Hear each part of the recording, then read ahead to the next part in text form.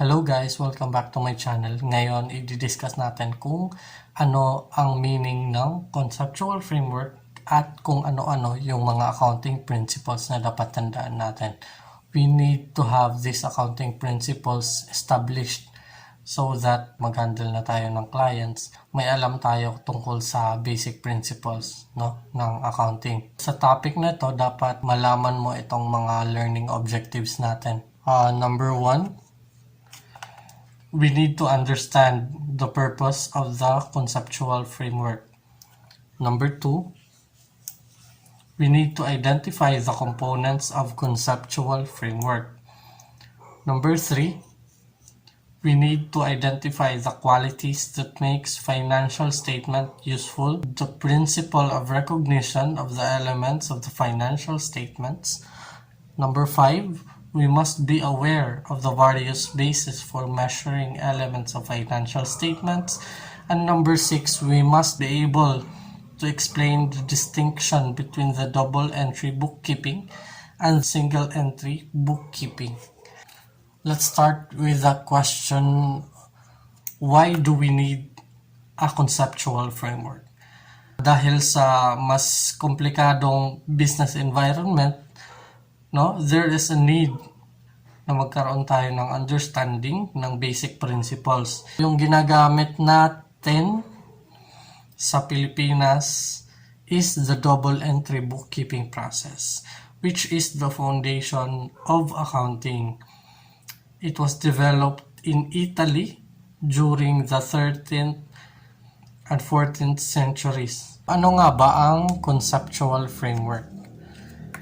So sabi, conceptual framework refers to the coherent set of hypothetical, conceptual, and pragmatic principles forming a general frame of reference. So pinaka-basic na definition ng conceptual framework, it is a support to accounting and reporting problems.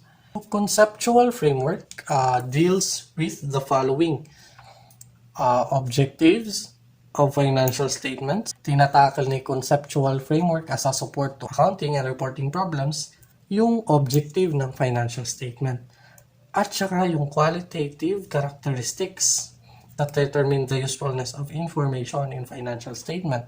Tinatakal din ni conceptual framework ang definition, recognition, and measurement of elements which financial statements are construed.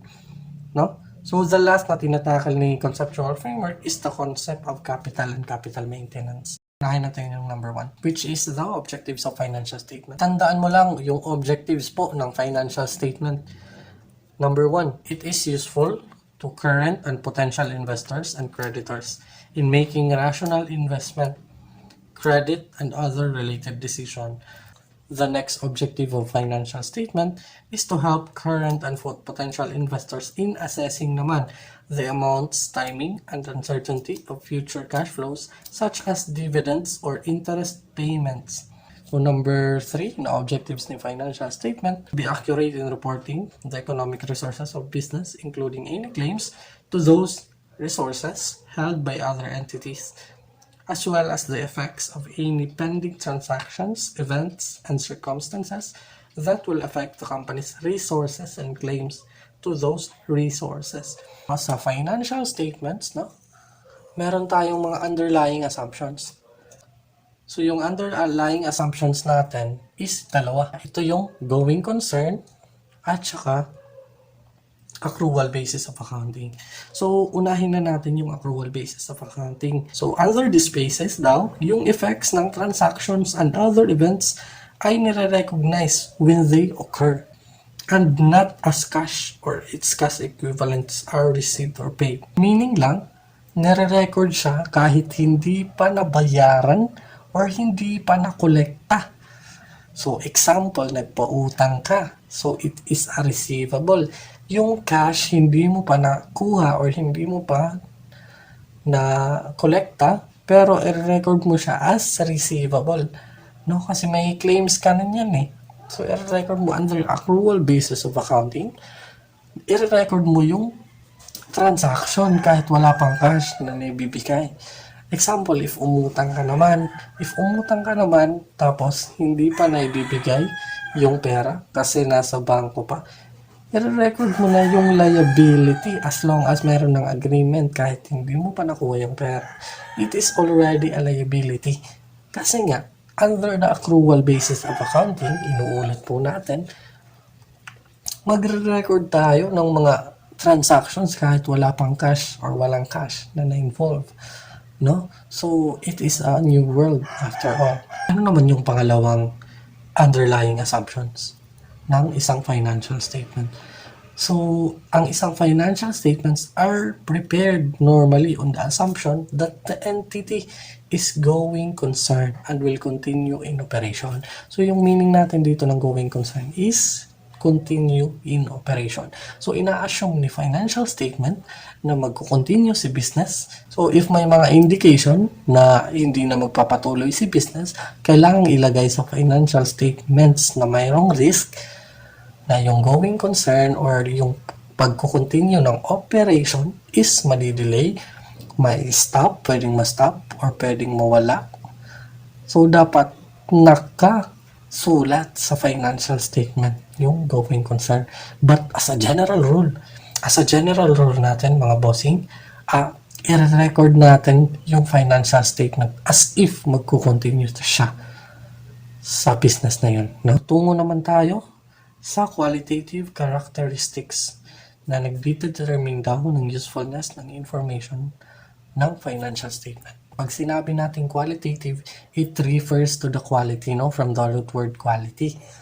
So, yung pinaka-kalidad ng financial statement ay ating tutuklasin ngayon, Sa bagong conceptual framework ay dalawa na lang po. So, ang una po sa listahan ay relevance. Ano nga ba yung relevance? Sabi, para maging relevant ang isang information when it influences the economic decisions of users by helping them evaluate past, present, future events or confirming or correcting their past evaluation. So, sa madaling sabi, yung keyword niya is, it must have the capacity to influence, This is to help evaluate past, present, and future events, Sa relevance, meron tayong sinasabing predictive and confirmatory roles of information. Ito na yung sinasabing past, which is kino-confirm niya yung event na nangyari. Predictive, ito yung future, So they are both interrelated. Pag predictive value naman, it is more on forecasting. Sa relevance po ay may isang subquality. Ang subquality ni relevance ay materiality or tinatawag din na doctrine of convenience. So, paano malalaman if material ang isang bagay? So, if yung knowledge daw of it would influence the decision of the informed users. So, factor ng isang materiality principle ay yung kanyang size and yung kanyang nature. Dapat i-consider natin, So, materiality can be of size. So, materiality of size. It can be also materiality of nature also, So, this is the subquality of relevance, which is the materiality. So, yung second naman na fundamental or qualitative characteristics ay ang faithful representation or sinasabi nating reliability, So, sa reliability or faithful representation as named by the new conceptual framework, yung faithful representation, to be useful, information has the quality of reliability when it is free from material error and bias and can be depended upon by the users of financial statements, So, pag sinabing faithful representation, meron ka dapat reliability. So, there are no omissions or errors in the description ng financial statements. Also, the reports represents economic events in words and in numbers, So, nagre-representa talaga siya kung ano yung nangyari. no? So it also give assurance that the information is free from bias or error. Ngayon, meron siyang ingredients, no? So meron palang ingredients. See? Faithful representation or reliability. Ano-ano nga ba yung kanyang mga ingredients? Meron tayong mnemonics pala. Ito yung C, N, F. No? So C, N, F. C stands for completeness, N for neutrality, and F for free and error. So tandaan lang natin yung mnemonics na C, N, F. No? So sa completeness, simula tayo. Yung completeness ay ang principle of full disclosure. Dapat lahat ng impormasyon na dapat malaman ni users of financial statement should be presented in a manner that it facilitates understanding to avoid erroneous implication, no? Ang ikalawang ingredients natin is neutrality. So pag sinabi mong neutral ka, you should be free from bias or error, no? So preparer should not try to increase the usefulness or decrease the usefulness of financial statements, but you must be neutral, no? Number 3, yung free from error, no? So free from error.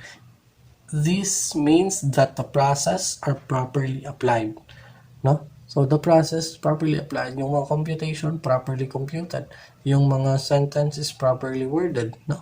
So that the users of financial statements will not be misleaded. So punta naman tayo sa implied naman. Yung implied na characteristic ng reliability is the substance over form. So the information must represent what it purports to represent, no? Kung ano yung kanyang i-represent, yung dapat yung mare-represent. So yung not included is the conservatism or prudence. Hindi siya kasali sa fundamental characteristics, no, of financial statements, but conservatism is also considered, no? Conservatism meaning prudence or due care and caution in providing information to the users of financial statements. So in case of doubt daw, you must record a loss and do not record a gain.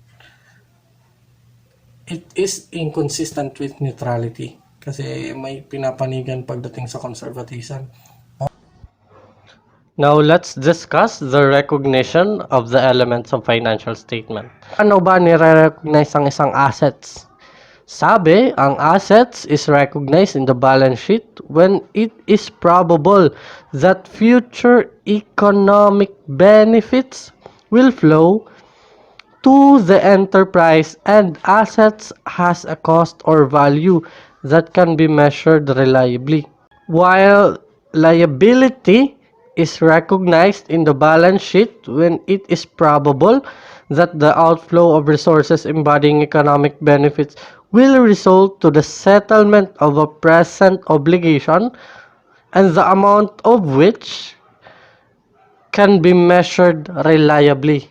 While the recognition of income, the income is recognized in the income statement when an increase in future economic benefits related to an increase in asset or a decrease in liability has arisen that can be measured reliably. And the last is the expenses. Expenses are recognized in the income statement when a decrease in future economic benefits related to a decrease in asset or an increase in liability has arisen that can be measured reliably. This means, in effect, that recognition of expenses occurs simultaneously with the recognition of an increase in liability or a decrease in asset. Tapos na tayo sa recognition of the elements of financial statements. Now we move on to the measurement of the elements of financial statements. So, alam natin na measurement naman is a process of determining monetary amounts, no, of a particular financial statement. So, ano-ano nga ba ang basis ng measurement sa pag-present ng mga elements sa financial statement? Ang una dito ay historical cost. So, assets are recorded at the amount of cash or cash equivalent paid or the fair value of consideration given to acquire them at the time of their acquisition, while liabilities are recorded at the amount of proceeds received in exchange for the obligation. This is the most common basis of measuring the element of financial statements. So, yung historical cost, yung pinaka-basic, no?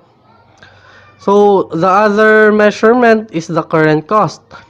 Assets are carried at the amount of cash or cash equivalents that would have to be paid if the same or equivalent assets was acquired currently. If the same or an equivalent asset was acquired currently. Liabilities are carried at undiscounted amount of cash equivalents that would be required to settle the obligation currently. Ano naman yung settlement or realizable value? Ito ang assets that are carried at the amount of cash and cash equivalents that could currently be obtained by selling the asset in an orderly disposal. So, liabilities naman are carried at their settlement values, that is, undiscounted amounts of cash or cash equivalents expected to be paid or satisfy the liabilities in the normal course of business. While the last one is the present value, assets are carried at present discounted value of future net cash inflows that item is expected to generate in the normal course of business. So, liabilities are carried at the present discounted value or future net cash outflows that are expected to be required to settle the liabilities in the normal course of business. Pag sinabi nating historical cost, it is the purchase exchange price, no?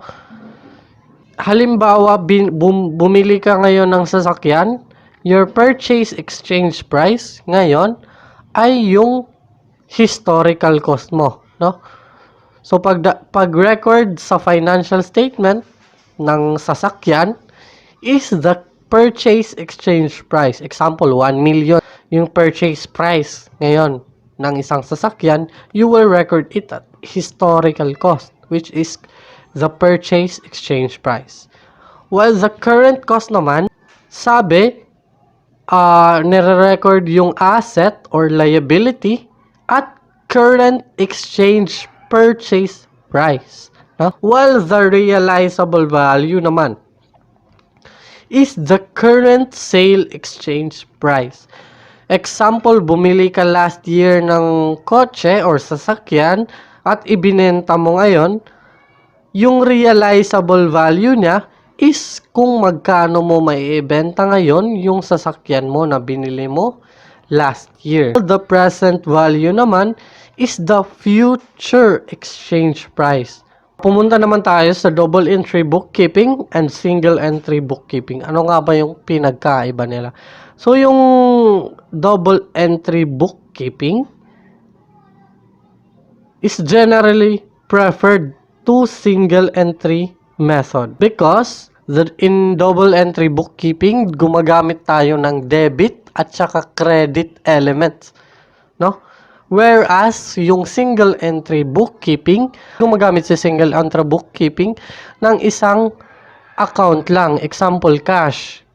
Yung lahat ng pumapasok at lumalabas sa cash, yun lang yung nare-record niya. And example, a receivable, kung ano lang yung nare-receive at kung ano lang yung hindi pa na-receive, yun lang yung i-record niya. So, particular lang siya sa isang transaction.